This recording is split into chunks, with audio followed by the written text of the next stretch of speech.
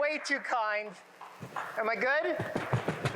Perfect. Way too kind. Not that I had to get more motivated for this, but it's always good to have a little motivation. It really is. And so this is very exciting for us as a family of doctors here. And I have to tell you, it's very interesting to me because I really get the pleasure, the privilege, the honor of speaking to so many of you over the past few months, years, and beyond. Some people have been in my life here. Would you believe from the beginning?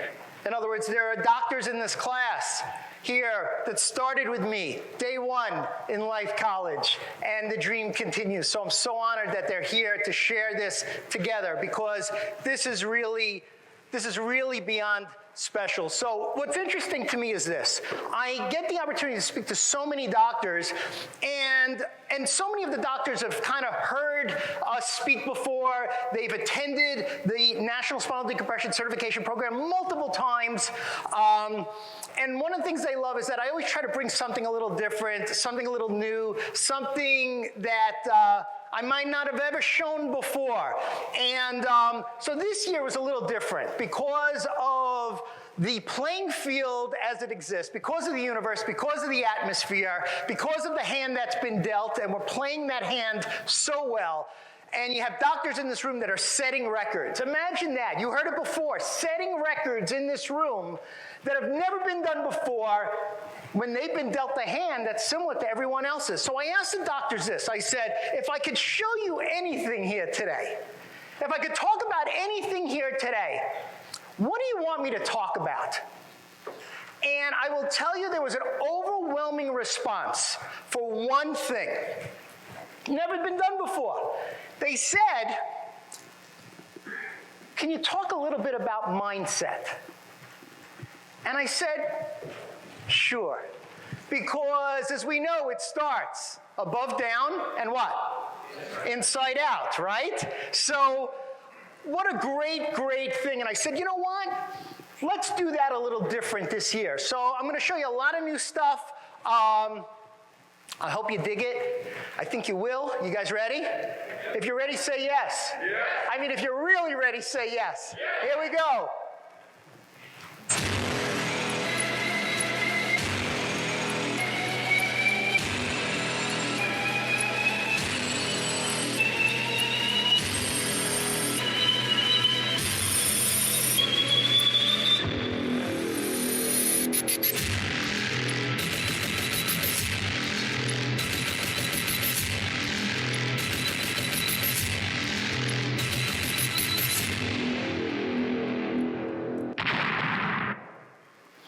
Pretty cool, huh? You know how long that it took me to make that? I had to put that with the numbers and make them turn, and no, I didn't really make that, but we will talk about today one theme here today. It is the one thing to spinal decompression success. And you heard me talk a little bit about this because remember when before we started the day, what did we do? We put up what? One finger, not the middle finger, the pointer finger, right? And we said, you know what, if I walk out of this room with one thing, then I can forever change my life by changing my patients' lives, and that'll change the world. And the reason I said that was because there was a book that was written years ago. It's called The One Thing. And we live in a world basically where we always want more, right? Well, the one thing is really about honing in to one tipping point, one idea, one action step, one tool, and to walk out of here really with one thing. In other words, to be able to remove, here's the key. You ready for this? Distractions. That, if you ask me, what's the biggest difference between the doctors who are successful in this room and the doctors who are just very close but not there yet, I'm going to say it's this. It's the distractions. It really is. I'm going to say that DC stands for, you ready for this? The successful chiropractors are distraction controlled. You want to write that down? You could write that down. As a matter of fact, if you're not writing stuff down, I'm going to be offended. If you're not taking pictures of stuff, I'm going to be offended because I'm going to show you stuff you've never seen before. So if you want to grab this to take it with you, it's our pleasure, our honor, and we're so happy to do it. And it really starts with the one thing. So that's what we really hope for you to walk out of that, because we know that once you find that, and it's different for Dr. Keeler, it's different for Dr. Kern, it's different for Dr. Weymouth. It's different for Dr. Vinton. All of you have something a little different that will be the one thing. I will tell you emphatically, without any question, hands down, bar none, take it to the bank every single day. The one thing that changed my life incredibly, believe it or not, because I know a lot of you were asking it this morning. They say, who's that good-looking chick that's hanging out with you? Who's that girl who I see with you? And I will tell you without question that my one thing is my incredible wife, Laura, who happens to be here today. And this coming year, believe it or not, stand up, honey. Stand up, you bet. This year, that's too kind, we're celebrating this coming year, our 30th wedding anniversary. And yeah, absolutely. She deserves all that and more. What a treat, what a real honor. She really is and always been my one thing. I don't know if you knew, I played my wedding song here before, but only some of you caught that before. We actually played a song, and we'll see if you can guess which one it was. We played at our wedding. So here's the deal. The deal is simple. We know is this. What we know is that in your lives, there is one domino. One special domino. Now, if you can get this big domino to fall, if you can make this, in essence, if you can, basically, if you can do this, I'll show you real quick. Because there's something that I want to show you here. Actually, let's go back this way. There's something I want to show you that actually kind of sums it up a little bit. And that is basically this one right here. I want to show you something that in when did we do this? In 2012, I coined the phrase, and Dr. Kaplan said, you know what? That's the secret. That's it. It's over. We found it. It's called all roads lead to DISC. If you've heard that before, raise your hand.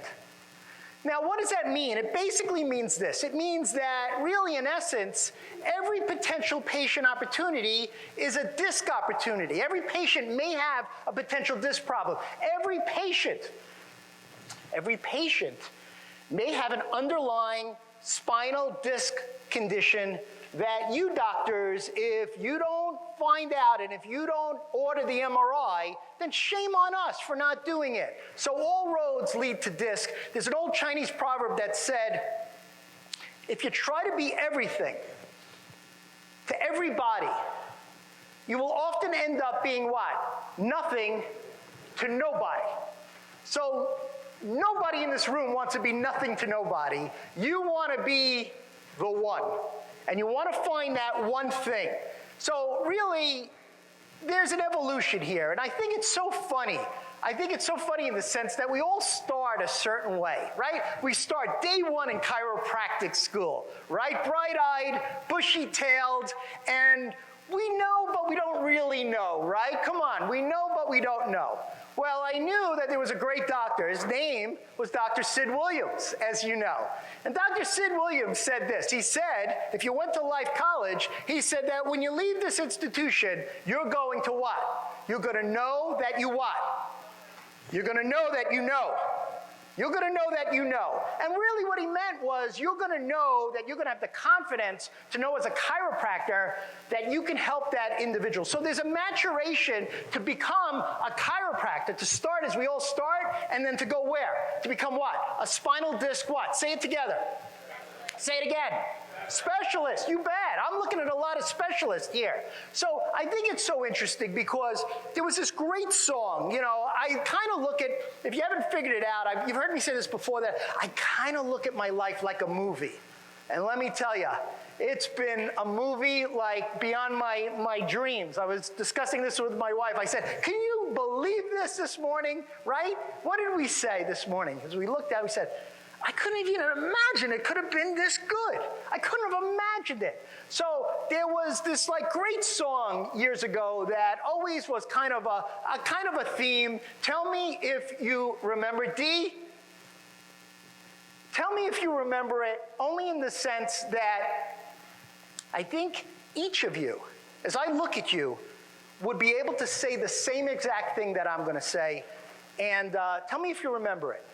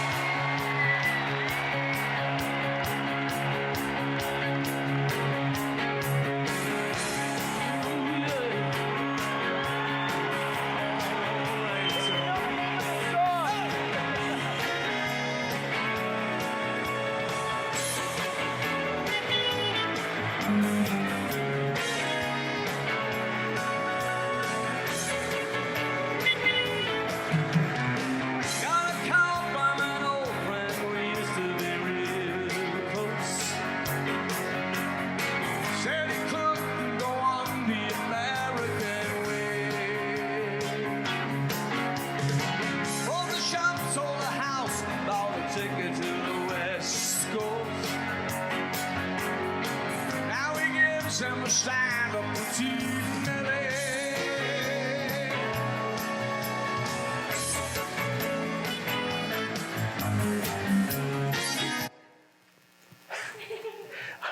Who knows the name of that song? Who said that? Put the lights on. We'll bring the lights back up. The Eagle said it? The Eagle, you're amazing. Our gift to you. Stand up. Show it to everybody. Show it to everyone. You're pretty wild, the way we love it. That's the new Dissenters of America shirt. Thank you. Appreciate it. So, you know, it's interesting. People have always, that was for you, Scotty Banks, by the way, you know, because it's a Long Island thing, so we did that for you, by the way. Dr. Scott Banks will be presenting tomorrow morning. You're in for a treat. You really, really are. You know, everybody has kind of a unique story.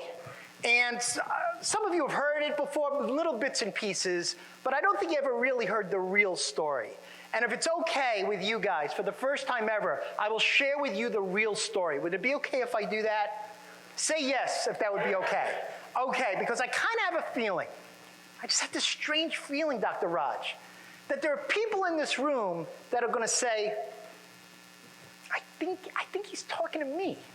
I think he's talking to me. If this picture looks familiar, it may to some. If you're from Brooklyn, New York, Dr. G, if you're from Brooklyn, New York, it'll look familiar. The name of this school, believe it or not, is called Lafayette High School. And Lafayette High School was a very interesting school. It was very well known, and it was a school that was generational. When I say generational, meaning your father went there, your grandfather went there, and everybody in the neighborhood went there. Now, if the school was known for anything, it was really known historically for certain people who went there. And certain people that went to this school, not at the time that I went to school, although some, was a guy by the name of Paul Sorvino. And if you don't know Paul Sorvino, all you got to do is watch a movie. I think it's my son's favorite movie. It is for a lot of people. It's called Goodfellas. And so Paul Sorvino was a graduate of Lafayette High School. Another guy was, I don't know about, he was a great crooner. He actually lived, I believed, in Jupiter for a period of time. His name was Vic Damone. Great crooner, great voice, very well known. Probably one of the most well known was Larry King. And we had the opportunity to meet Larry King a number of times. He actually goes to reunions, and if you knew you go to Lafayette High School and you're a fan of the Brooklyn Dodgers, then you basically can't get rid of him. You just can't. He won't leave you alone. He's an awesome guy, and one of my favorites, believe it or not, was a fellow friend, classmate of mine, who went on to go play for the New York Mets, but his first stop was a school called St. John's University, and his name, I don't know if you ever heard of him, is John Franco. Great pitcher, great lefty, great guy, and probably the most famous of all, or the most well-known, was a guy by the name of Sandy Koufax. And Sandy Koufax was really, by many measures, the best pitcher in baseball. He really was. He's a Hall of Famer and more. So everything was really, really going very well, you know, except for one little thing. There was one little problem that I was having. And the problem was that I was getting ready to graduate, but the problem was not necessarily with my class. In other words, they were going to hold me back. The reason they were going to hold me back is because I was in the bottom third of my high school class. Now, you might say to yourself, gee, you know, he seems like he knows what he's talking about. How in the world could this guy be in the bottom of his high school class? Well, in life, in practice, in spinal decompression, there's a reason for everything. Nothing happens by chance. There's a reason for everything, and the reason was simple. If you want to know about my life was spent in these following places. As a matter of fact, there was not a week that went by, not a week, when I grew up, that wasn't spent at Madison Square Garden or the Nassau Coliseum or in Union Square, one of the great places, the Palladium, or Matus at the Palladium, one of my favorite places across from NYU. It was called the Bottom Line. If you didn't hear of that, you'd go down to the Bowery and Delancey Street. Not a good neighborhood. And you go to a really underground club called Great Gildersleeves. And if that wasn't good enough, you'd end up here. You'd end up at CBGB's, which was the original home of punk music. Now, you're wondering, you're saying, gee, what do you mean? Did you work at these places? What do you mean you were spending your life at these places? Well, the reality was I was going to concerts every single week.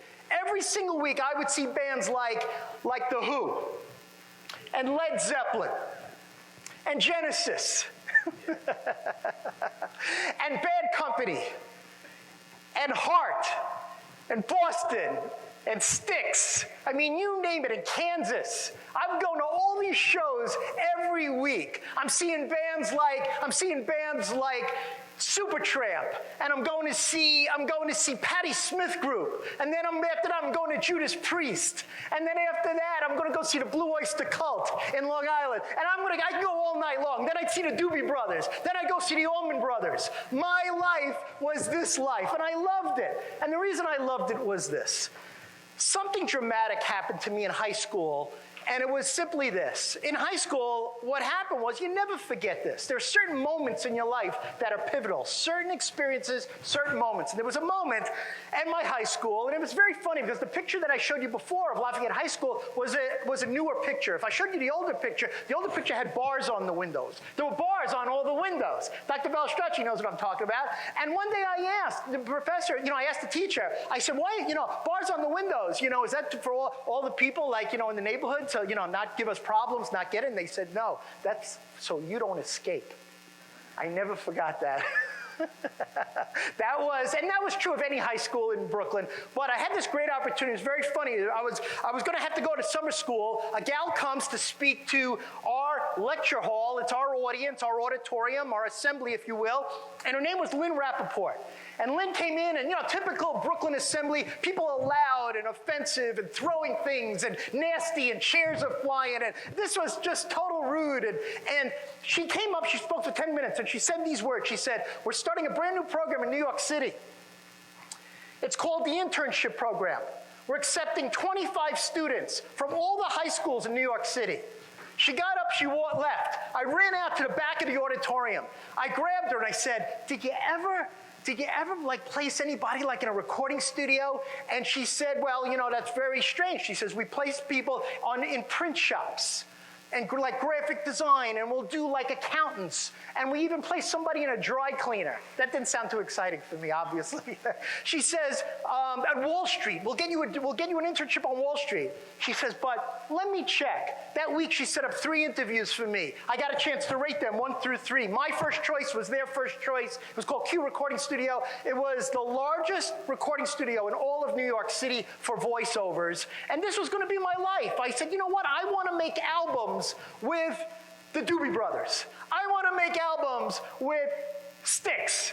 I want to make albums with the Rolling Stones. I'm going to be an audio engineer. I'm going to work all the dials, 16 track, 32 track, 64 track. I loved it.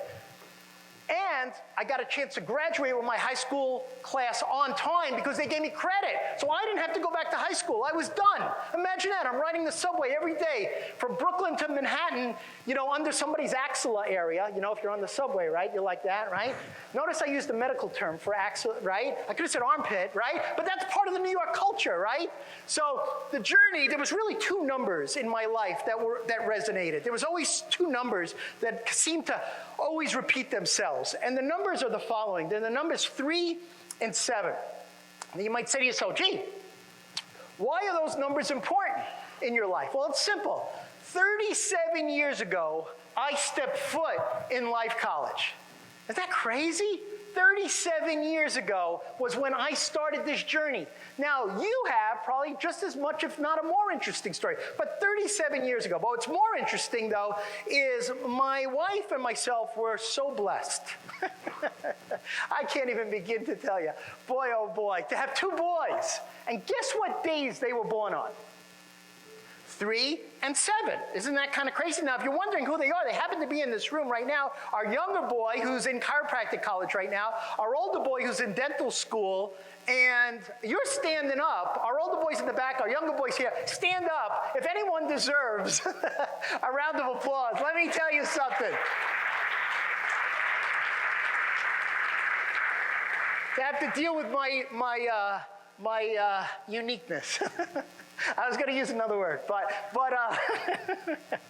3's another interesting number. The reason why was, in my life, I didn't have to go, before I got to chiropractic school, it didn't take me 1, it didn't take me 2, it took me 3 shots. It took me 3, I had to go to 3 junior colleges to get a 2-year degree. I had 3.5 years of college credits for an associate degree, and I started in Kingsborough Community College. From there, I went to SUNY at Farmingdale, trained at the best gym in the world, Steve Mihalik's Mr. America's Gym. Imagine going to a college just so you can work out in the Mecca of the East, where if you knew Gold's Gym was the Mecca of the West Coast, there was a Mecca on the East Coast. It was Mr. America's. That's right. And we followed a great bodybuilder by the name of John Defendis, who 1988 won the Mr. USA. One of our dear friends was at our wedding, and if you know anything about him, it's one of the great stories. From there, I went to my favorite 2-year school, which was Broward College, which I really love, which helped me get on the way. This is for you, Dr. M and Dr. G, for sure. So 3, it took me 3. So 3's kind of like, right? 3's like a lucky number, right? But not only that, I actually, you say, did you always want to be a chiropractor? Well, you know the front story, you just didn't know the end story. I wanted to make the albums. I wanted to work the boards. I wanted to go like on Billboard magazine. I wanted to be on the rock show. I didn't want to be a groupie. I wanted to be leading the pack and moving all the dials and doing that. And that would have been wild. So I started initially, I said, well, gee, I already work in New York City, so what do I got to do? I need a business degree. I got to know business. If I'm going to go into the entertainment world, I need business. Well, that lasted 2 days. I had that major for 2 days. I said, I'm not feeling the love. From there, they said, well, gee, if you're going to go in, and remember, all of these are driven by career counselors. I'd run into the career counselor's office. I said, this is my passion. This is my love. This is what I want to do. And they said, you know what? If you want to do that, you need to be a theater arts major. Wow. So now I'm in class with all these actors and all these actresses. And they said, you're going to be a theater arts major with a radio broadcasting minor. Wow, I'm digging that. So now I'm on the road. Wow. So now you want to know how the Dr. Success Spotlight show started? That's how it started. So that's now my 3rd major. From there, they said, well, gee, if you're going to make these albums with the Doobie Brothers and Supertramp, the Allman Brothers, and all these like crazy groups, you got to know how to play an instrument. The problem was, I didn't really play an instrument. Not like some people in this room. So that gift didn't come. I loved music, but I wasn't feeling that. But would you believe I was actually a music major? I took the test, don't ask me how, and on my college transcript it said music major on it, without playing an instrument. What are the odds of that? Well, then they said, well, gee, if the equipment breaks, what are you going to do? I said, well, then I need how to fix it. They said, you need to be an electrical engineer. So now I'm an electrical engineer. So one day I go and I get a call from the career counselor. I'm ready to go. I'm all ready. It's on my transcript. And they said, you know what? We got a little problem. I said, what's the problem? They said, your grades. I said, is there a problem? They said, yeah, your grades suck. Your grades are in the garbage. You don't have what it takes to become an electrical engineer. You got to come for a year and be a pre-engineer. I said, all right, if that's what it takes, that's what I'll do. So then at the end of that, I said, I'm digging working out at Mr. America's. I'm loving Steve Mahalik, John Defendis. This is my life. I'm buying Muscle Builder Bauer. I'm drinking protein shakes. I'm mixing things. I'm holding my nose and taking it down and eating liver pills and all the crazy things that bodybuilders do and stuff like that. And what's crazy is I said, well, I want to study health now. And they said, well, we don't really have that. I said, what do you have? They said, we have a recreation leadership. I said, that's what I'll do. It's like a gym teacher, right? I can put a whistle on my neck. I can order people around. And then they said, well, it's not really like that. I was in the recreation leadership program for 1 year. I gave up 1 year of my life with the hope, the wish, the prayer that when I graduate, I could be like a camp counselor. Or I could be like Julie on the Love Boat, I could have a whistle on my neck with we'd get up at 7 in the morning, we'd play games like Duck, Duck, Goose. You ever hear that? Red light, green light, 1, 2, 3, kick the can. That's what a recreation leader, I said, I think there's something more in store for my life. And that's when I learned about a school that you learned about, which is called Life College. So I was really so fortunate. I moved to Florida. We loaded up the U-Haul. I went with my pop. I went to Oakland Park Boulevard. I found the biggest desk I can find in a flea market. And it was so big, I couldn't even put it in the U-Haul. That's my pop right there. Such a great moment. Remember the day that you loaded up to come to chiropractic school. It was such an awesome moment. I think I'm doing a double bicep on there. That almost looks like it a little bit with my hands in the air. And that's for you, Dr. Balistracci. So here it is. Isn't it crazy? By the way, big thanks. There's one doctor in this room we want to recognize who put together a tour yesterday for you guys. Do you remember it? His name is Dr. Mark Rogers. Dr. Rogers, stand up. Give him a round of applause. He put the tour together for everybody yesterday to see life. How cool was that? That was awesome. I got here, it was the largest class in the history of chiropractic. It was a record breaker. It was called the cutoff class. I don't know if you remember it. It was historic. It never happened before in the history of chiropractic school. The reason why it was the cutoff class was because it was the class that did not need any physics, a half year of organic, and we're ready to go. Well, I didn't know that. I just showed up when I showed up. It wasn't that. So there was a rush to get into Life College at that time in the biggest class in the history. And what was more interesting was at that time there was music. Certain things that were always driving it, and there was always things when I look back, anytime I hear a song like this, I'm able to think of my Life College experience. And groups like Culture Club and Boy George. Somebody told me Baby Doze the other day. Where's Dr. Buonadonna? Is he here? Who said Baby Doze? Somebody said Baby Doze, right? Oh, there you are. You said Baby Doze, right? Crazy. Lionel Richie, The Police, But there was one person that stood out during this era, during this time, because I want to make this generational for you before we move into the future. And it was this person. But the person was really, probably symbolized best on something that came out at the time. It was called MTV. How many people remember when this first came out? I know you do, Bert, because every time I went over your apartment, this was playing. As a matter of fact, this is what I always heard in the background. It's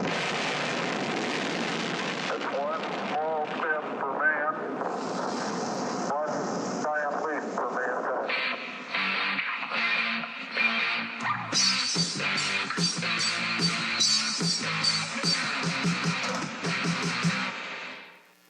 You know what, Dee? That's all right. Well, I'll take it. I'll take it. It's okay. You can. When I heard that, now here was an interesting thing. Any apartment that I ever went over, my apartment, anywhere we were studying, we heard that theme, and there was one person, as I mentioned, that stood out. The person that stood out back then was, tell me if you remember this, was, you can cut it, yeah, was Michael Jackson. And there was an interesting reason why this resonated so much when I went to chiropractic school, was for one thing, it's the same thing that you remember. Now, I remember seeing this live, and when I saw this live, I think this was a game changer at that point because you never forgot it. And tell me if you remember this.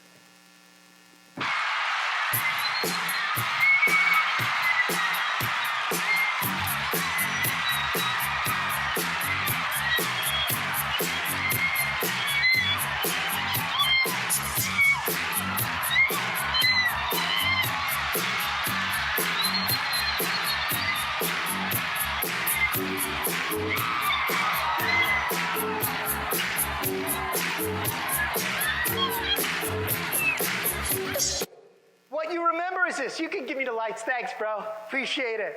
This is what it was. Now, the reason that I fell in love with this, as so many life students, is because this defied gravity. Now, the reason that this defied gravity was because there was somebody who would stand in front and said, you can't defy gravity. He would take out a pair of keys, and he would hold those keys. And what would happen? He would drop those keys. And do you remember what that symbolized? Well, there's someone in the room who, there's a lot of doctors in the room that actually knew that. In essence, innate intelligence, that the power that made the body, that heals the body, that chiropractic works every time.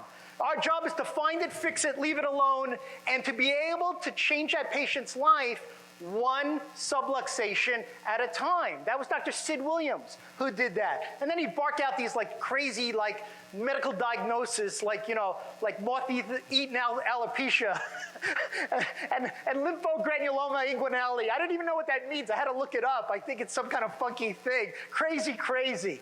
A lot of times you hear this term, it's called embrace the suck. This became a kind of a motto for so many people who were struggling. And I will be very frank with you in telling you that these words didn't even begin to touch how much my life was sucking. Sucking.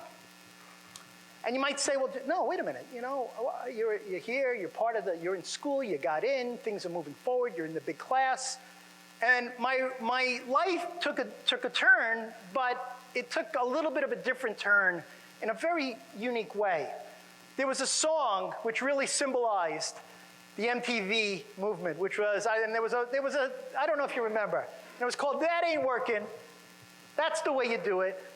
Money for nothing and your checks for free. Do you remember that? Raise your hand if you remember that. Absolutely. Now, the funny thing about that is this resonated so much with me because what I was doing was not working. I was getting money for nothing. It was called a HEAL loan. I don't even remember. It stands for Health Education Assistance Loan. Meaning I can go there and get checks for free. I was getting checked for free. I didn't drive a HEAL mobile. Some doctors in this room did. Nothing wrong with that. You saw my green Grand Prix 1977 with the bucket seats, and I loaded up. I had that before I got here. But the thing that resonated the most was the simple fact that if you looked at who really came out with this, do you remember the name of the band that came out with this? What was the name of the band? Dire Straits. So let me tell you something. I could paint it 100 ways, but the fact is that I was starting to get into dire straits. In case you forgot what it sounds like. Look at them yo-yos, that's the way you do it. You play the guitar on the MTV. That ain't working, that's the way you do it. Money for nothing and your chicks for free. That was me, baby. Money for nothing, checks for free. When's my next HEAL loan coming? Let's go to work. Here we go. Here we go. But the problem was starting to become pretty obvious. The problem was this. The problem was I got here. Now, I know some of you are sitting here and you're kind of figuring it out. And you say, wait a minute. It took this guy 3.5 years to get a 2-year degree. He finished in the bottom third of his high school class. It ain't working. What gives him the right to think that he could become a chiropractor? Because I will tell you this, as our son and his roommate are here, they flew in just for this. How cool is that? They told him one word which resonated to me. They said, this program, do you remember the word? You know the word. It begins with an R. This program is rigorous. That's the word they use now, rigorous. They'll get you in. They don't always get you out. If you check out my GPA, it was a resounding 1.76. You know, when I went to high school, if you were in an AP class, that meant you were in an advanced placement class. That means you were good. I got used to the word AP, and it was called academic probation. My second quarter, it really wasn't any better. It's 1.88. You know, it wasn't really going too well at that point. And once you go on, you know, it's like baseball, you know? It's a funny thing, you know, once you drop under 200, they're not keeping you on the team anymore. Once you go on academic probation, they mark your credits down to try to get you through. My class is moving on, I'm holding back, and I'm struggling. I am really, it's not like I'm not working, trust me. I wasn't fooling around. I thought I was trying to get under control, I was barely hanging on. And then this happened. I got into my 7th quarter, and I ended up with a 1.44 GPA. And, at that point, I knew there's a problem. And I packed my bags, and I took my car, and I pointed it to Florida, and I went home, and I knew this. I knew that something had to change. And there's an old saying that nothing changes unless what? Unless you change, right? Nothing changes unless you change. So I was ready to not come back because, how much abuse can you take? You know what I mean? And so I did something a little different. I'll never forget, it was 1984, New Year's Eve night. And as my friends went out and invited me to all these parties and all these get-togethers and all this fun stuff, I decided not to go that night. Instead, what I did was I went to Pompano Beach, got my car, and I went there with one of two options. Either I'm going to pack it up, or I'm going to find a way. So I slept on the beach that entire night. I took out a little piece of paper, and I wrote down 5 things that must change in my life to change. Now, I will tell you as a spinal decompression doctor, it starts now. You must change. If you're good and you want to be great, you have to change. If you're great and you want to be the best, you got to change. If you're the best and you want to make history, you got to change.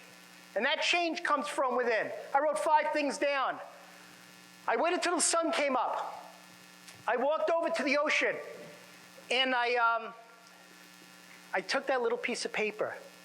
And I don't know if you were paying attention, but if you looked at the prior slide, there was a class called endocrinology. There was an 8 on there.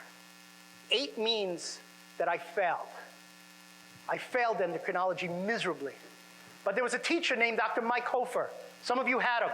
And he said these words day one. He said that the endocrine system is so powerful that it's like taking a drop of food coloring and putting it in the ocean and watching the whole ocean turn that color. That resonated with me. And I felt that if I could take that little piece of paper that I wrote the changes on and I could put them in the ocean, somehow, some way, we could figure this out together. I got in all the way up to here, and I tore it, I put the other half in my wallet, and I left. And then I knew, and then I said, I looked up to the heavens. I really did. I've never shared this with anyone, including my family. Many of you know that we always call chiropractic a calling, right? That we were called to do this. Would you agree with that, right? But there's an old saying that many are called, but few are chosen. Few are chosen. And I felt that if I could just figure this out, I could be the chosen one. I made a deal. Tell me if you've ever made a deal before. You looked up, and I made a deal, and I said, if you could just give me the insight. I've got the passion, I've got the commitment, I've got the love, I've got the energy, I've got the drive, but give me something to get through this. And it was like a bell went off. And when it went off with this. This is what I walked away with. I walked away with one simple thing. I walked away with the simple fact that many of you know that the most powerful force in the entire universe is the human soul on fire. Would you agree with that? I just had to get on fire. That's all it was. And I came back with a vision, an awakening, a heightened sense of awareness. I knew when I got back in 8th quarter, things were going to change. And this is how they changed. I said, I'm going to change the environment. So for you, if you're stuck, if you're in a spinal decompression slump, if you're going 3 for 10 when you should be going 8 for 10 on conversions, you know what I'm talking about.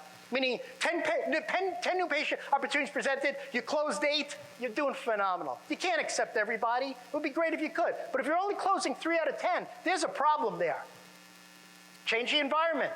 So what I did was I would go every weekend to Georgia Tech University. I would. And I'd study there. It's not that Life didn't have a good library, but it wasn't the greatest library at the time. Not what they got now. But back then, what library? From there, I went to Kennesaw State University, and I'd study there. I would go to the library at Kennesaw State. My favorite place was Emory. I'd go to Emory, and I would work, and I would learn, and I would study, and I would take my watch off, as you guys know so well, our boys. And I'd take my watch, and I put it down. And I said, when that hour's done, I'm going to put my watch back on, but I'm going to work this hour. I'm going to do highlight markers like nobody's ever done highlight markers before in the universe. I'm going to come away with something. But my real favorite place was this place. This was my favorite place. And the reason it was my favorite place was not because of the hash browns, you know, smothered, covered, sliced, diced, whatever you do with them things. I would go here at 2 in the morning, and I would work. But it's a funny thing that happened. When I would go in there at 2 in the morning, amazing thing, I'd always see somebody else in there with me. He was another Life student. Some of you know him. If I say his name, tell me if you remember who he was. Great guy. The only difference was when I was in there studying, he wasn't studying. You know what he was doing? He was eating. His name was Jim Hellwig. And if you don't remember who he was otherwise known as, how many people know who this is? Come on, be honest. Come out of the closet. Admit that you watch it. His name was Jim Hellwig. Would you believe he was ready to graduate? They offered him a wrestling contract in Oklahoma. He went there as a Dingo Warrior, a little wrestling history, and then he became the Ultimate Warrior. Pretty wild, right? Isn't that crazy? He was a Life student too. A lot of people were Life students back then. And pretty wild, right? Finally, I graduated 34 years ago. And I walked the aisle. I turned the tassel from left to right. Where's Dr. Ashkenazi? Is Dr. Ashkenazi here? Where are you? There you are. Your brother right at the top right here. Look familiar, right? Dr. Humberto Gutierrez, my dear classmate, also at my wedding, right here. I got people in this room that are actually in the class picture, which is so wild. So the funny thing is this. So here I am. I'm ready to go. The game is on. We made it. Or maybe we didn't make it. Because what happened was, I was, at that point, as you know, I was just another chiropractor. So I thought it was always interesting in the sense that when you would ask people, like, how are you perceived? Like, if I went around this room right now, and I said, Dr. Lesagio, what does a chiropractor do? Or if I asked Milan, what does a chiropractor really, really do? Don't worry, I won't ask you, but it's okay. I'll ask Dr. Cunico's daughter, who's a new graduate, because you would know. No, I won't ask you, but I always thought, there's an old saying that perception, tell me if you ever heard this, perception equals what? Reality, right? So true or false, how you're perceived is how you're looked upon in your community. So perception equals reality. So I think it's interesting in the sense that a lot of people think this is what you do. You kind of bang on the spine a little bit, right? You're not a doctor, you're a doctor, right? And this is what you do. This is the way some people actually really adjust. They get on there and they do that thing. Or they do something like that, and they rub it, and they effleurage, and they petrissage, and that's some massage, they tapotement, and they work it, and they, get it all ready to go, right? And they, they tell them a story, not in a high volume practice, right? But they get in there, and they work it, oh, that feels nice. Perception equals reality. A lot of that is driven by the media. And that's good or bad, right or wrong, in the fact that a lot of what you see is driven by the media. Your job is to reverse the narrative. Your job is to really change the game. And I don't know if you remember, they actually did this on Seinfeld once. Do you remember when they did it on Seinfeld? And they talked about chiropractic? Do you remember? If you don't remember, this is what it looks like. See? You bet. Yeah, for sure. Heck yeah.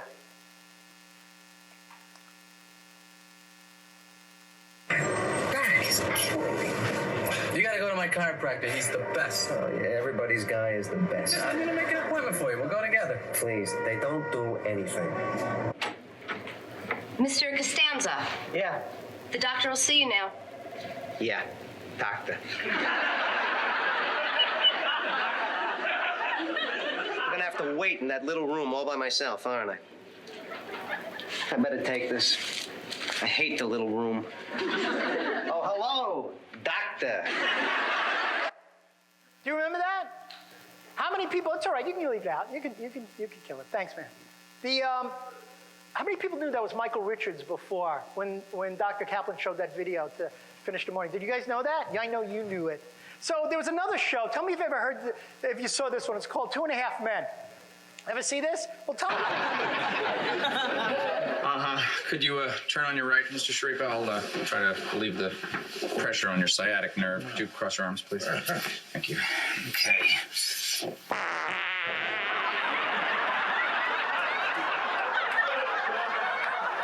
Excuse me. Oh no, that happens. It's perfectly natural. Oh dear Lord. Yeah, that's the garlic clams I had for lunch. I like them. They don't like me. If you'll just excuse me for a moment. Hey, you know, I feel better. Maybe that's where the pressure came from. Do you remember that? I may be the first person to ever show a flatulence video during a CEU event. I think we just made history. But these are things that, you know, come on, the people don't, this is what they judge us on. And I don't know if you got your hands on this, but this past month for chiropractic, I don't write a lot of articles, but I wrote an article this month in Chiropractic Economics. It was called Seize the Day. It was Win with the 7 Secrets of Chiropractic Success. The real merit of the article was the simple fact that when I wrote it with you in mind for spinal decompression, and with your approval, I'll give you the 7 secrets. Do you want the 7 secrets? You may find the one thing. If that's okay, say yes. Here we go. The 7 C's to spinal decompression success. So the way we did the article is kind of fun, only in the sense that how many cervical vertebrae? 7. So let's start where it all starts, in the atlas, C1. And we'll start with number 1, clarity. Now, each of these C's, in and of themselves and by themselves, has the ability to change your practice, change your life, and change your patient's lives. So when we talk about clarity, we talk about verbiage. We talk about communication. We talk about the ability to get your message across in the cleanest, most effective manner. And the way you do that is really simple. Instead of talking more, what do you have to do? You have to talk less. But what you must do is you must ask the right questions. So what I always do is I unscript the OPQRST. And when we talk about the OPQRST, right, everybody in this room knows, right? O, onset, P, palliative, Q, right? When did it start? What makes it better? What makes it worse? These are great questions. They really, really are. But what you want to do is you want to come off the script. And what you want to do is you want to find the hot button. So what I always do is I always make sure I know kind of where they're coming from. I will tell you this emphatically. The best patients I've ever had in my life were the ones, I mean, tell me if you've had, you know, you walk in, right? And, right, is this the posture, right? Is that the posture, right, Dr. Gupta? Right? What's that posture, right? I don't even want to be here. Like I've even asked patients, I said, you know, why are you here? And they'll say things like this. To be honest with you, doc, I don't even want to be here. My wife told me, you know, I'm getting ready for surgery. My wife said I need to just come check this out. You know, I'm not really, you know, chiropractic, what can I tell you? I don't really like chiropractors. That's very rare. Patients very rarely say that. You know, when somebody says that to me, you know what I say? I say I don't like him either. But, you know, but then I always say, but you know what I really like?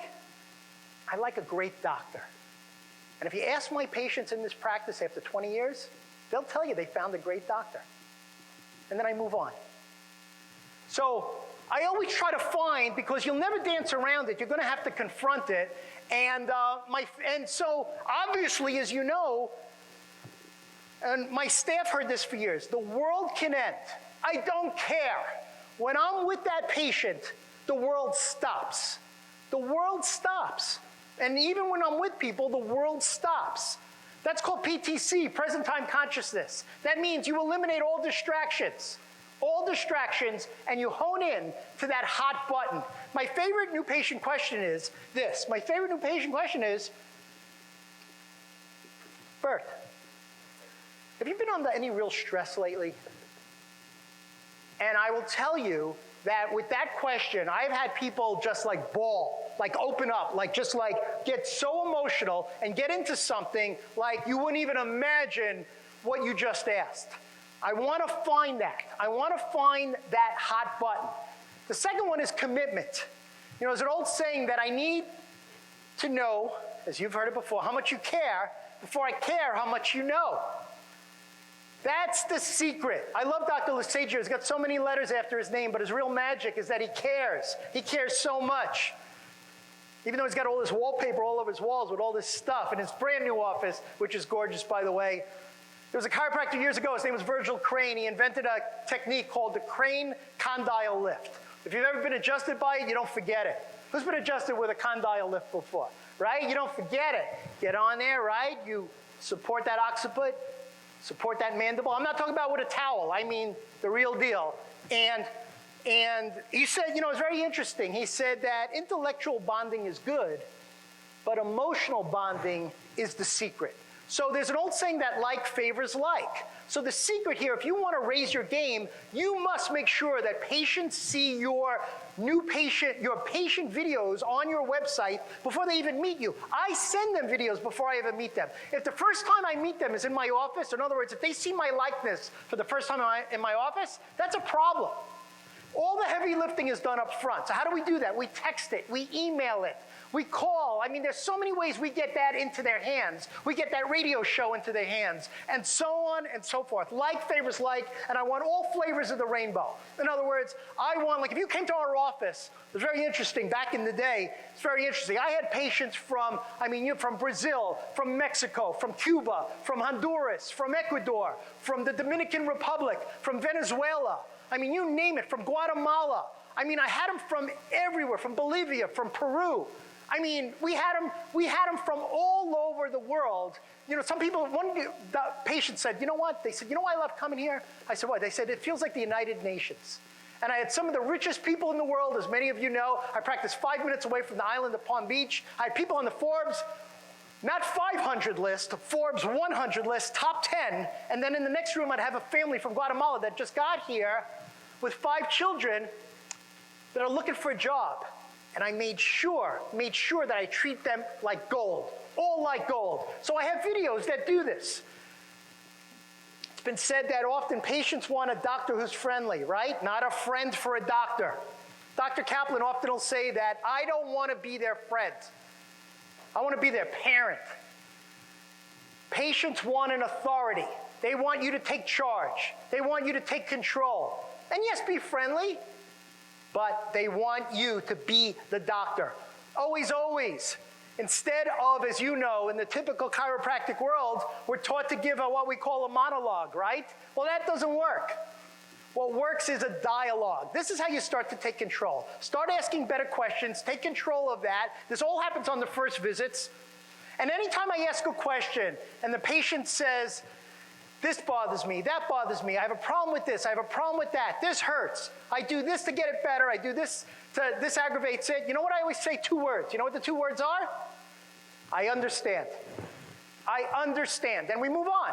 2 words, I understand. See, if I could say the same thing that you're saying, but I could say it in 10 seconds, and it takes you 10 minutes to say it, I'm going to tell you, I'm going to win that patient every time. I'm going to win that new patient experience every single time.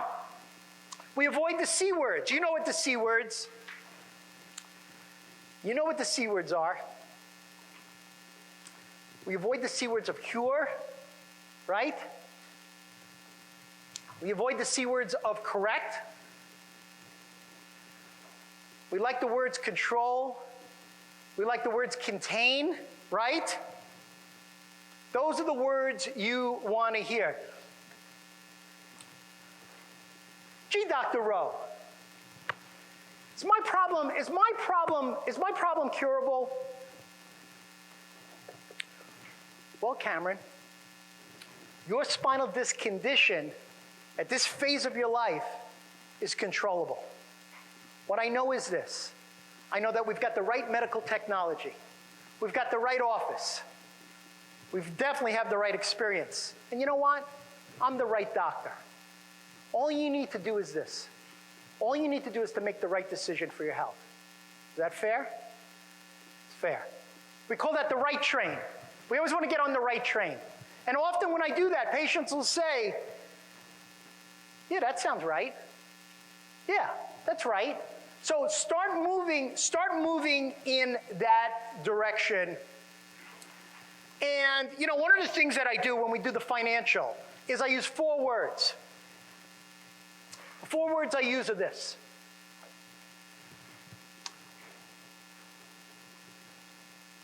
Connor, would it be okay if I have Laura come in the room and try to make this a little bit easier for you financially? Would that be okay? See, if I'm going to do a prepaid package, I never had anybody say no to that. I've never had anybody say no. Would it be okay? Always ask for approval before you take a step forward. Would it be okay if we try to save a little money here? Now you do your prepaid financial, now you do your lending tree, now you make sure that you find that magic number where the patient can get the care that they need. The capture. The capture is the who, the what, the why. In other words, they need to know who you are, what you do, but more importantly, why you do it. That's why your uniqueness, your story, your ability to show how different you are than any other chiropractor on the planet. And the way we do that is we direct them to the Disc Centers of America website. We direct them to the questionnaire. The questionnaire is very interesting. We found that the questionnaire, that if the patient answers the 10 questions, that the conversion rate is over 90%.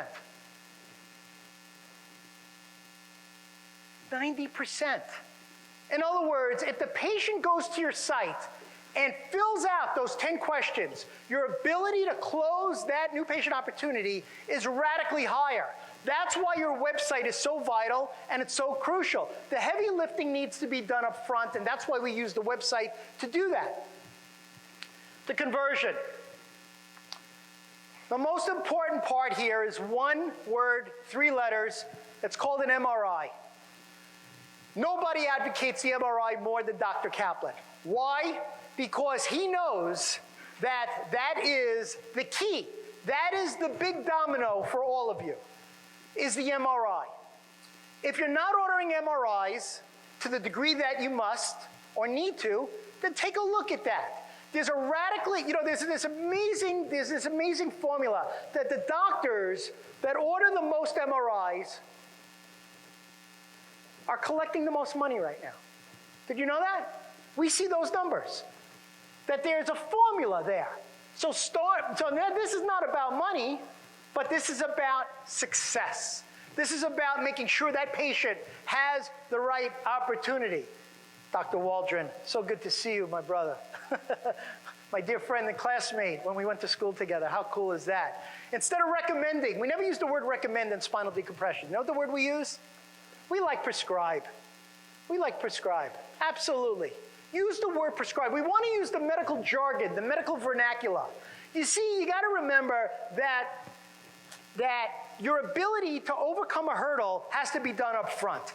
And that's why the doctors in this room, Dr. Gerges, Dr. Lahr, Dr. Selensky, Dr. Wang, and it's very funny, all of them are speaking. And I can't wait for their lecture. Their lecture is going to be crazy. I saw their slides. It's going to be so good. I'm so excited in that way. But they all share something in common. What they share in common is they know how to paint the picture.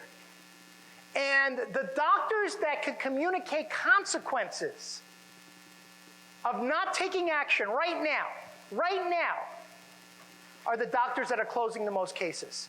Your ability to paint the picture of what happens when you have an epidural injection, when you have a microdiscectomy, when you have a laminectomy, a spinal fusion, metal in your back. I don't know if you saw that slide Dr. Kaplan showed before. It was an amazing slide.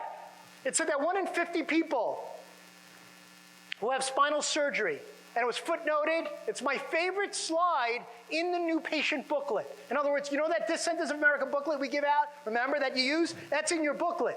And it says this, 1 in 50 patients are dead within 2 years. If they've had metal put in their back, they're dead. 1 in 50. It's actually probably higher than that now because of suicides, opioids, inability to get a good pain pump, things of that nature. This is when we talk about saving lives, this is what we do. Would you agree? You're in the saving life business, so you want to communicate that clearly. As we get to C6, who loves C6? C6 could be one of my favorites. I love C6. Ooh, you get on there with that modified, diversified. You can move that bone in there. That little rotary brake, kind of get in there. It's all coming back to me now. The financial. You want your financial to be big, bold, easy to read. You want your lending tree. You know what I love is the lending tree. We have a brand new lending tree, by the way. In other words, what's a lending tree? If I'm sitting here and say, what's a lending tree? The lending tree is a sheet that we have. There's like 6 or 7 different companies that can get your patients financed when other companies like Care Credit and some of those other ones can't finance your patients. So if you can find that magic number for your patient, they'll finance your patients. Thanks to Dr. Vinton, that was one of the best ones. You deserve all the credit for that, and you know which one I'm talking about because you were the one who brought that to the table. And great Dr. Vinton will be speaking as well tomorrow. I'm so excited. You want to see one of the smoothest guys going. Wait till you see Dr. Vinton tomorrow. And at the end of the day, this is really, I'm going to tell you that the most important thing, there's one that stands out. The one that stands out is this. If you ask me, what's C1 through C7, which one's the most important? I'll tell you which one it is. To me, maybe to you. The most important one is this. The most important one, without question, is confidence. Your ability to resonate confidence is to underpromise and what? Over what? Deliver. You see, confidence is communicated non-verbally. It's your energy, it's your aesthetics, your staff, your gleam, your dress, your pep in your step, your tonality, that look in your eye, the eye of the tiger, the ability to make sure that you do what's necessary to save that patient's life, because if they end up not opting at that point and not being accepted by you, because often it's the opposite way, right? In other words, you're deciding whether you're going to accept them or not. You know that. A lot of them have metal in their back. They got osteoporosis. They've got pars defects. They've got a sequestered disc. We don't know, right, if they meet the criteria. But confidence, above and beyond, in life, in this journey, as a doctor, in your relationships, in your friendships, this is what sets the table. So what I want you to work on is that. And how do you do that? Well, it's easy. You get around these doctors. All you got to do is hang out with some of these doctors, right? Because there's a lot of confident doctors. Would you say there's some confident doctors in there? I'm going to tell you they're the most confident doctors on the planet. You guys are unbelievable. You're the upper crust of chiropractic. You are the elite of chiropractic. You are specialists with a heightened sense of awareness, a passion to save patients from other bad stuff. You're a disc specialist. You're obsessed with learning disc. I love that about you. You know, it's very funny. I've had some great teachers in my life. One of the great teachers, and if you ever notice, whenever we do a lecture, I'll always recognize him. This is the first time, though, I've ever shown a picture of him. I believe in him so much. This doctor in 1985, really had a heightened sense of the future of chiropractic. His name was Paul Markey. And he would travel to chiropractic colleges throughout the United States, and he would teach them about spinal disc. He would certify them by the Southeast Back Institute. I promise you, if he was still around, this doctor, I'm going to tell you, this doctor would have been definitely a member of the International Medical Advisory Board on Spinal Decompression, would have been part of the International Disc Education Association. He would have been up here teaching, and I always like to remember him. And you know, the way I always remember him is this. And there was a book that he gave me, and this was the book. It's called Managing Disorders of the Lumbar Spine. And if you'll notice in the book, you see all that little handwriting in there? That's all my original handwriting. And as our gift to you here today if you send me an email, whether you're a Descendants of America, usually we have other stuff for our Descendants of America doctors, but for all doctors in this room that want a copy of this book, my original book, with all my handwriting in there, I will email you a copy of this book. Do you know how long it took to stay on the beach and to film that with the wind blowing the right way? Just ask my wife. I don't know if you can see her. She's in her bikini. I don't know if you can tell. She's standing on the side, and we're fanning it. So that's our gift to you. It's a great book. I was really, really lucky to have some of the greatest teachers. One of those teachers, as a matter of fact, is not just my favorite teacher at Life College. He was so many other doctors' favorite teacher, and we're so blessed, we're so honored, we're so lucky to actually have him here today with us. After 37 years, he taught a course there called CPR and more. He was, without question, the most popular doctor, educator, professor, and he is all about the love spirit. We're so honored to have him and his daughter here with us today. Would you be so kind, Dr. Andy Krantz, to stand up and feel the love? The president, everybody, you bet, absolutely, on your feet, the president of the board of chiropractic in the state of Georgia, Dr. Andy Krantz.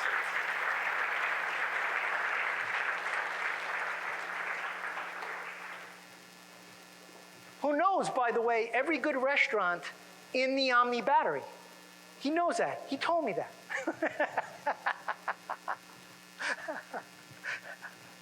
Well, of all the techniques in spinal decompression, there's one that always stood out. And the one that stood out was this to me. If you want to treat this better, there is one technique that you should use.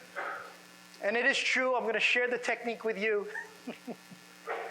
We love this technique. There's one that stood out. As a matter of fact, it was the only club I was ever a member of. The only club. I believed in it when I saw it. I believe in it more now. I used it every single day in my practice. I love this technique. Many of you use it. Some of you don't. If you don't, you should. It was created by a doctor, otherwise known as the Major. How many people know which technique this is? Yes, put it together. You bet. Put your hands together. It's awesome. Absolutely. If you use this technique, put it together. Absolutely. It's called SOT.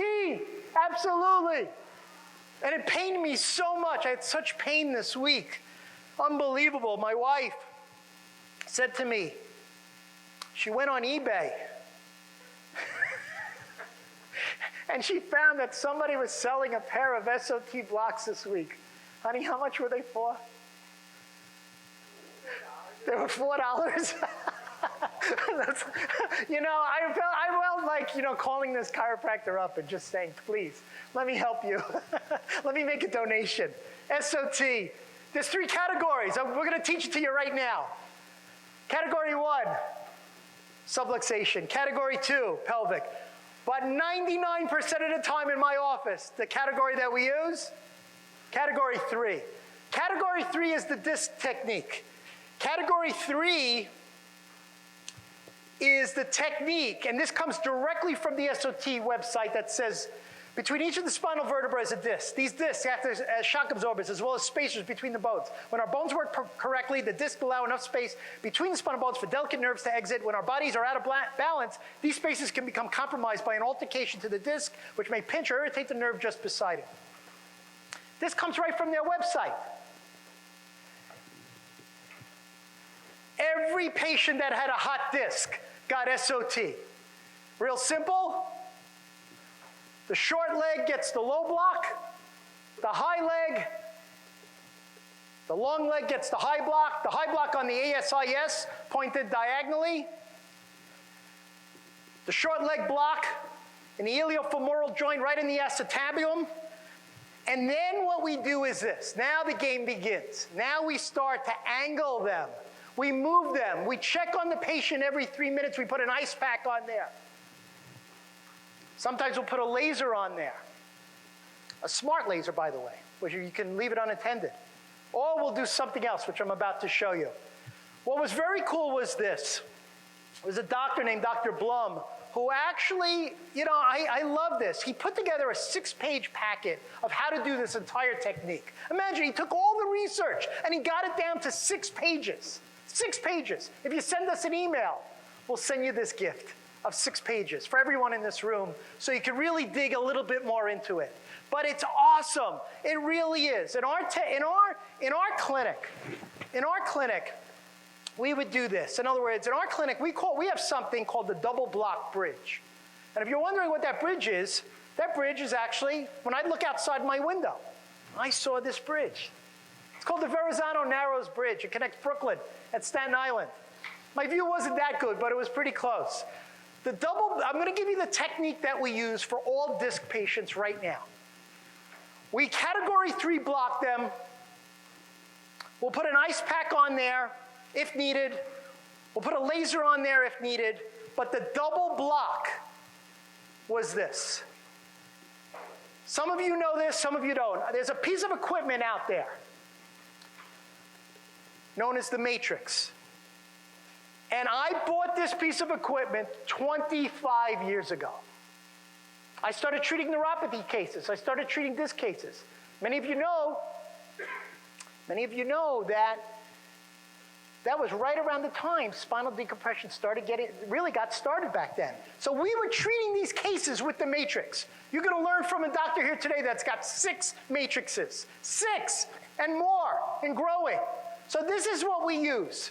This was the secret to our success. Category 3 block, and then nerve block under the scope of every chiropractor here. This is within the scope of every chiropractor's practice in all 50 states to be able to use the matrix. If you want to learn about it, you'll learn more about it later. The guy who I got my original matrix from, believe it or not, is standing outside that room. Can you imagine? It's the same guy.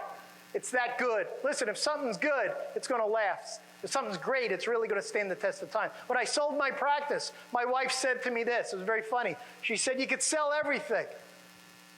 She says, but you're not allowed to sell the matrix. So we kept it. I have 2 of them, by the way. So let's play a game. Would it be okay if we play a game? Would that be all right? Say yes if that's all right. As a matter of fact, you've heard those words before. Maybe it sounds something like this. Shall we play a game? Oh. I think I missed him. Yeah, weird, isn't it? Yeah. Love to. Who knows what movie that's from? I knew you said that first, you dog. Stand up and show everybody that shirt. That's the new baseball shirts, which were given the blessing by our children, who actually look at where that shirt comes from.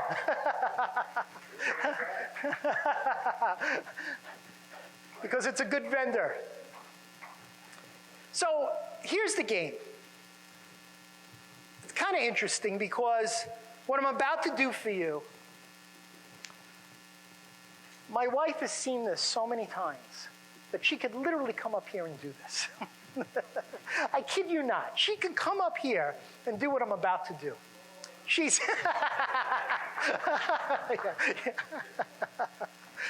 you know, if you want to know how I really built, you say, gee, 20 new patients a day, 4 years, that's 100 new patients a week. They line up outside the door. How the hell does that happen?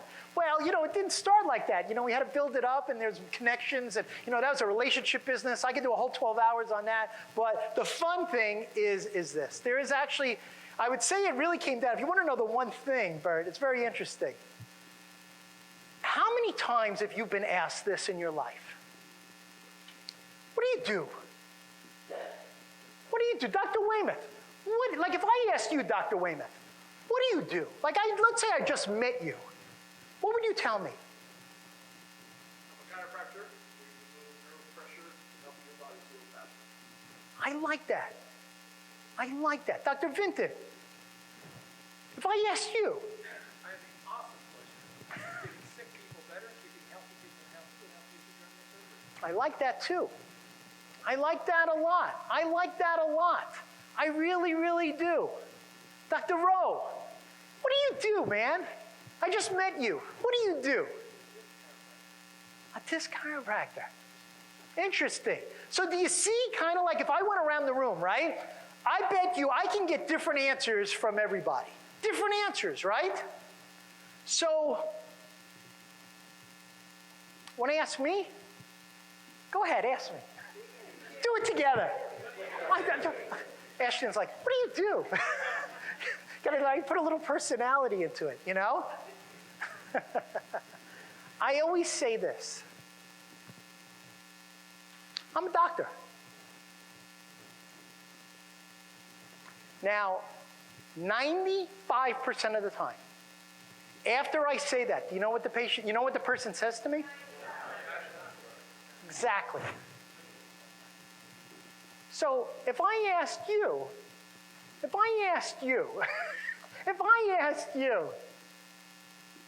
Dr. Wayman, because you're hot now, you're on a roll, baby, from San Leandro, California, who I think has attended more spinal decompression certifications. Usually you're sitting up in the front. I know, you're always in the first 3 rows.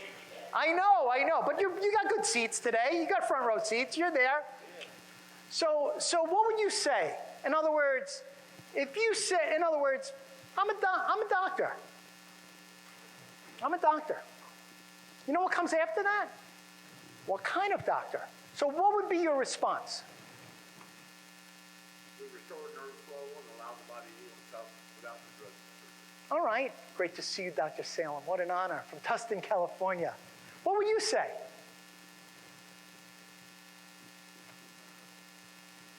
Say it again. Dr. Cameraman, what would you say? I like them all. I like all those answers. But you want to hear my answer? Yes.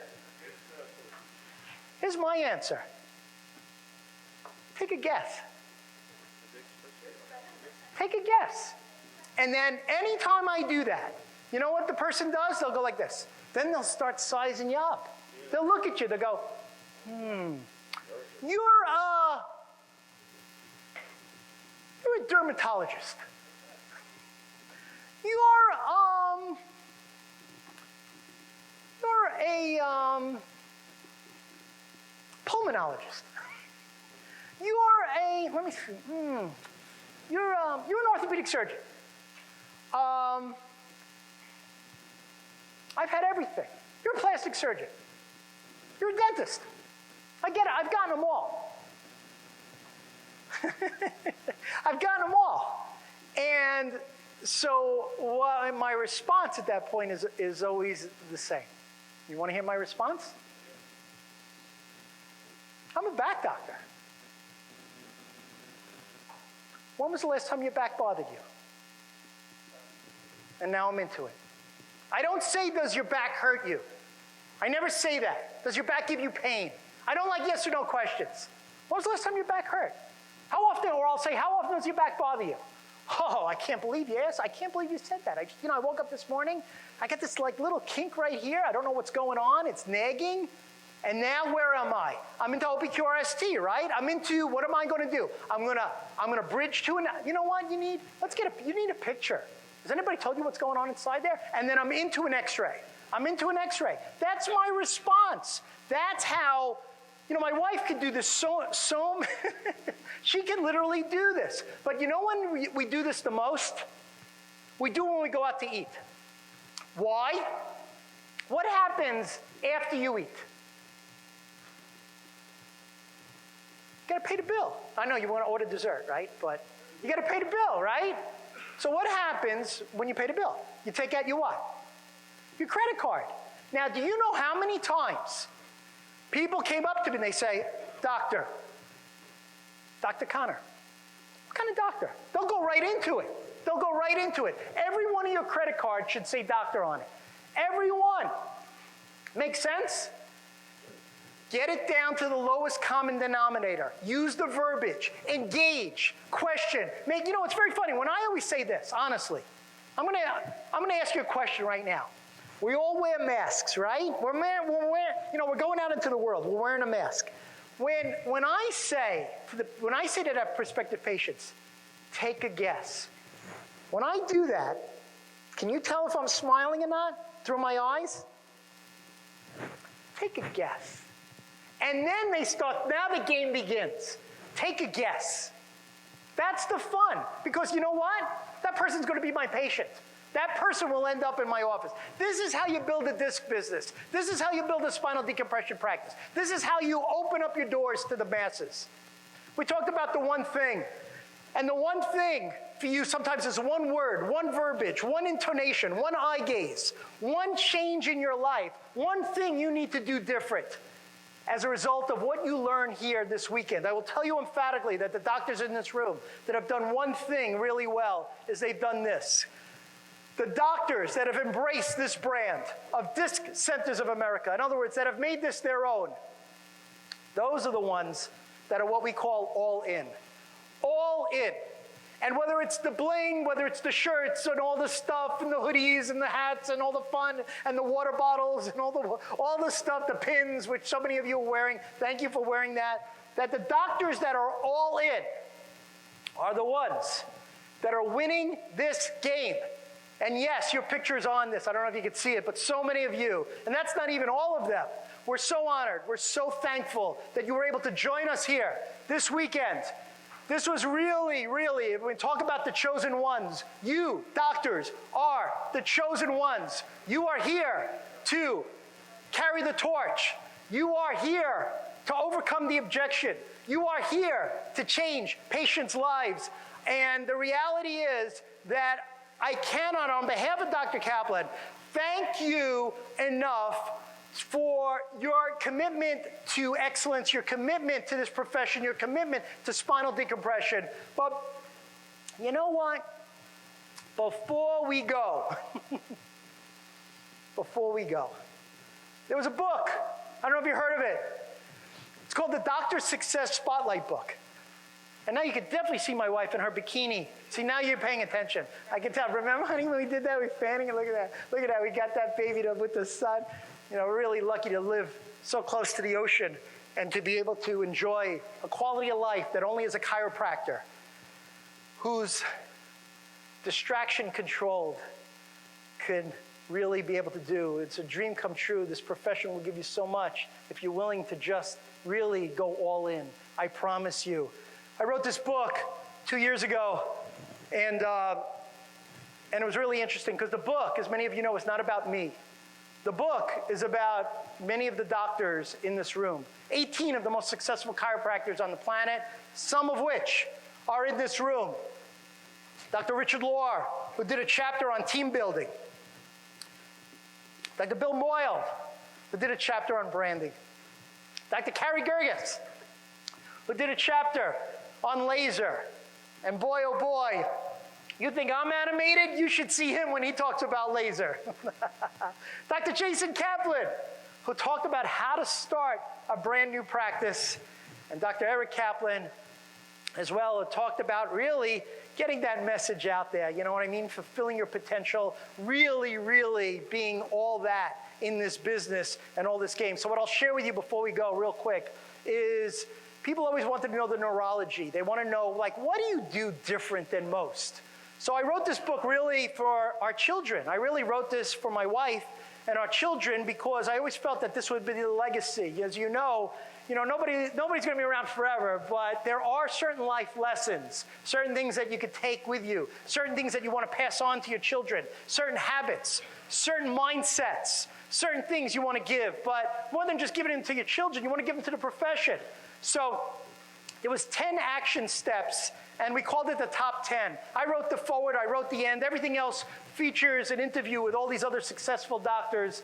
And it goes like this. It says that the journey of 1,000 miles begins with the first step. You've taken the first step. If you get your hands on this book, I'm not here to promote any books, but I am here to definitely give you the 10 steps. Just like in the movie, The Untouchables, when Sean Connery is about to take his last breaths and then grabs Kevin Costner by the collar. Do you remember that moment? Was that pretty wild? I know if is Rich Law around here? It's his favorite moment from any movie. He says these most important words. I ask you the same question. What, doctors, are you prepared to do? How bad do you want it?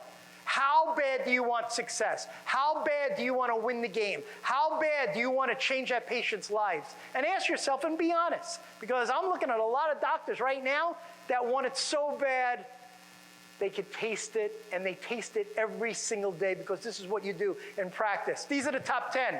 Money's replaceable, but time is not, as you know so well. So we want you to maximize your time. We want you to get up and wipe the slate clean every single day and to be able to do something really, really special with that day. Tomorrow is never promised. Yesterday is, as we would always say, a canceled check, right? Tomorrow could be a bounce check. Live in the moment right now. You are on the clock as we speak at this moment.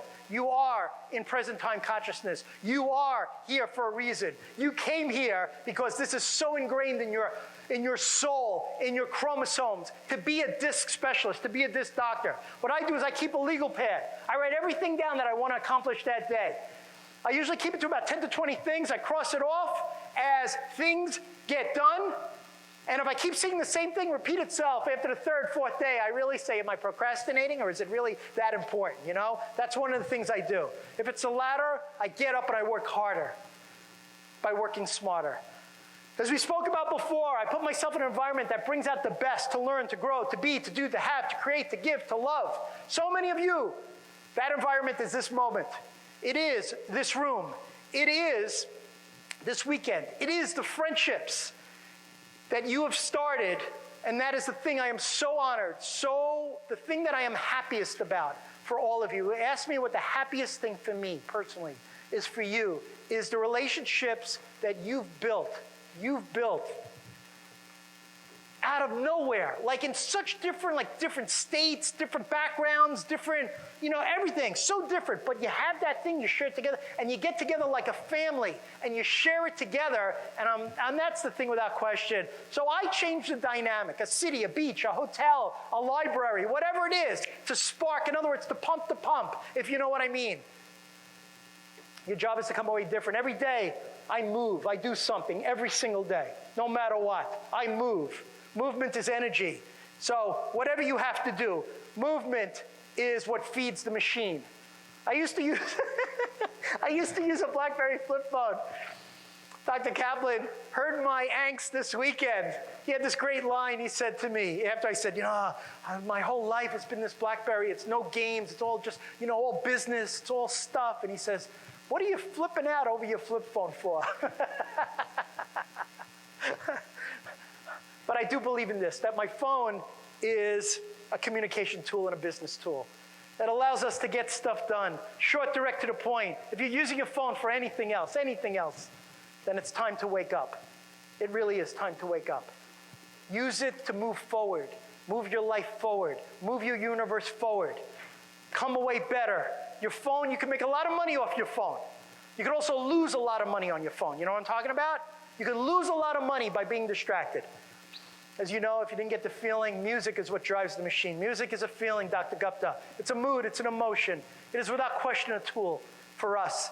It allows us to go back to a place that creates meaning, so I can recapture the time when I started as a life student here in the beginning, during the hard times, which make me appreciate all the great times and more, and the friendships and the relationships that I've built for all these years. Nothing better than who would have thought with Dr. Kaplan for all these years. I use Spotify, I create playlists. I use music as a tool. And then, here's the secret. I shut it off. I shut it off. And I shut it off for extended periods of time. The silence is where the magic is. It's the silence that really allows you to reach that level that mortal chiropractors can never match, never meet, never achieve. You guys are not mortal. You are not mortal chiropractors. You are superstar chiropractors. That's how you pump the well. Your purpose here in life as a chiropractor who's a spinal decompression specialist is to do one thing, and that's to simply understand yourself a little bit more. To come away, not to understand other people, only understand you're a study in yourself. You're a study in this purpose, in this journey, in this mission, in this plan. You are the chosen ones. And your job is to come away better. Every day, you're dealt a new hand. There's 52 different cards in a deck. Every day is a different hand. How you played the hand yesterday may not be how you play the hand today. It's okay to take one step backwards, because that allows you to take 100 steps forward. If that makes sense, say yes. Absolutely. I want you to get up earlier and understand that it's only about one thing, one word. One word drives us. It's called momentum. And yes, a little bit of coffee here and there is not a bad thing, right? You create your own balance. Although a lot of you know that I'm big into the green drinks now. The kale, the juice, the spinach, the green apples. I'm digging that. I feel I get a lot of energy from that. It works for me personally. I guess in the COVID world, it forced us to be students of the game, students of ourselves, students of immunity, right? Students of cellular health. It forced us to do that, to know we've got the best plan, the best mission, the best game plan for our patients. As spinal decompression doctors, and as immune boosters, we boost immunity. That's what chiropractic adjustments will always do and can never be taken away from you. That's the most magic of it. I love that. I love that. Everyone in my life has only one thing in common. They make me laugh. That's my inner circle. The more you laugh, the more you become. Find people experience that do that for you. If you know people that make you laugh, then embrace them, lift them, make them laugh. That's the secret, because the more you laugh, the more momentum you create, the more you heal, the more you give, the more you can become. It is all and always will be about laughter. And if you've ever been to a Billy Joel concert, you always know that he'll do two things to finish the show. The first thing he does is he plays a song called Piano Man. And then the second thing he does is he walks up to the microphone and he says these words: "Don't take any shit from anyone." And that is a reminder that I would tell you as a chiropractor that you don't have to take any shit from anyone. You are the best at what you do. You are at the top of your game. You are the elite of this profession. Everything you have, you've earned. Everything you've created has been by your dream, your passion, your purpose, your love, your drive, and that allows you to be C7. Do you remember what C7 was? Confidence. Don't forget it. Last but not least, in closing, there's one last thing I'd love to share with you. Never shared it before, but I thought today would be like a good time to share it, because this is a special moment. 2020 has been a special year for so many people. Special in all the good ways, all the best ways, all the ways that make your universe special, make your life, your practice, your universe special. And it's simply this. You know, for a lot of people, you know, they have the one thing, and the one thing, hopefully here today, you heard something that now is the game changer of game changers for you, that you're going to change in your life to create the momentum. When I grew up, there was one thing for me that I fell in love with. Something that a lot of people I think like to do, but for me, oh gosh, this was it. I love to run. I loved running. And the reason I loved running as a kid was because, like, I had a favorite TV show. I have a feeling some of you had the favorite show. And it was called Superman. And the reason that Superman was my favorite show was because I actually believed, as a kid, that I could fly. And I just got for my birthday, and I was telling you this. My wife got me for my birthday a few weeks ago, guess what? A Superman shirt. Now, I never discussed this with her, so she had no idea. She didn't know any of this is coming. But she knew I liked to run. And an amazing thing happened many years ago. So many of you know, I won't talk about it now, but I did talk about it a few years ago when we taught it, that I had a terrible automobile accident. I blew out 3 discs in my spine. They scheduled me for surgery. I had to fly to New York for it, actually, because, you know, listen, I'm going to find the best guy who could do the best job, right? So I had to go to, you know, I had to research this thing, and, you know, nothing was working for me. I tried everything. It was a rough time. I lost a lot at that point. The thing that bothered me the most was I lost my ability to treat patients for an extended period of time. I lost those relationships because, listen, you know what it's about. You know, as much as they need you, you need them too. You know that. So I was scheduled for surgery. And you know, somehow, some way, I found a doctor. And guess what he did? He put me on a backseat table. And I got spinal decompression. So if you want to know why I'm so passionate about it, so you know, adrenalized by it, it's because it saved my life, saved my career. I was able to come back into practice. How crazy is that? But I was also able to do something really unique. I was able to run a little bit more. And everybody's got a bucket list thing, so all I wanted to do was run. I ran the New York City Marathon. That was a cool thing. Really loved doing that. My wife is standing there holding the sign. That's when when you're down to that like 17th mile, 18th mile, and your legs are ready to give out, and you feel like crap, and you're just depleted. And no matter how hard you train, you're there. And I come around, I'm coming off the bridge, the Ed Koch Bridge, on Queensboro Bridge, and you come around, I see her holding that sign there, and it's like, that's all you need. I said, I got it right there. I said, that's all I need is a little bit more spark.